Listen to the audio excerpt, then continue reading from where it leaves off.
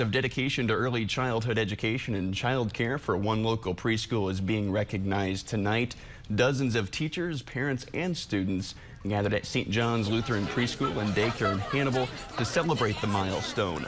The ceremony featured Tom and Becky and the tribute to the daycare's founder, Myrtle Riggs.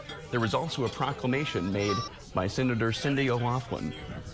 Everything that we do here is a joint effort, because the thing I like about St. John's is we are a family. I retired from the public school system and I am here now, and it's just been wonderful to be a part of this family.